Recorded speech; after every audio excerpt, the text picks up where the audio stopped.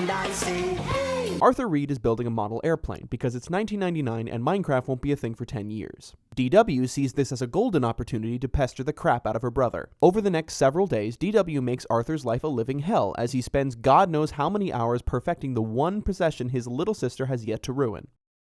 Finally, the model is finished, and Arthur makes the foolish mistake of letting it out of his sight. Because the instant DW has the chance, she throws it out the goddamn window. When it breaks, DW impulsively blames Arthur for making a shitty plane, which is like blaming Caesar for not having knife-proof skin.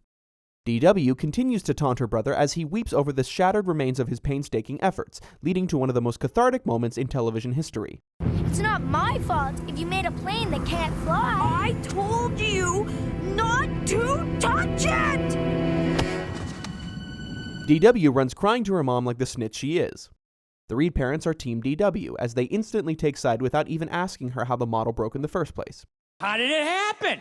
Did you not see it? Were you fucking with it? DW continues to play the victim as she hurls one final insult at her brother. You're bad! What a bitch.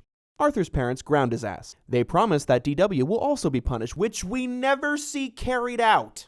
The next day at school, Buster is somehow surprised that Arthur would take a swing at his sister when just a few days ago he said this. I never thought about it before, but being an only child is nice. Binky and his band of bullies overhear what happened, leading to the revelation that Binky has never actually hit anyone. The bullies order Binky to kick the crap out of Arthur, otherwise he'll be kicked out of their club. In class, we see Arthur's friends are also for Team DW, as if none of them have spent 5 minutes with the 4-year-old Hellspawn.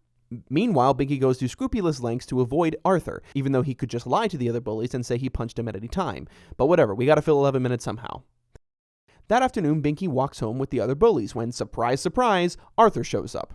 Backed into a corner, Binky the bulldog punches Arthur and then runs away like a thoroughbred pussy. Arthur's parents have no sympathy for their son who, unlike DW, got his ass kicked for no good reason.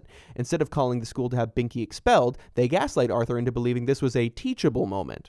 Blow me.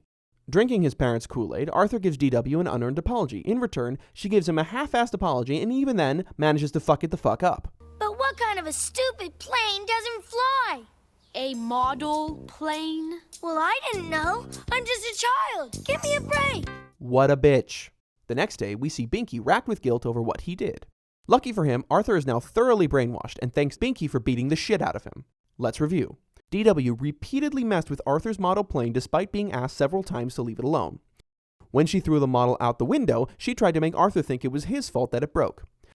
After pushing the plane and her brother over the edge, she instantly played the victim and was never punished for what she did. When Arthur got a far worse beatdown, she just stood there and grinned like a goddamn psychopath. And even after Arthur apologized for hitting her, she still refused to accept responsibility for her actions. FUDW. And I say, hey! And you know what they say about snitches? Stitches, I believe, are involved. Next time on FUDW.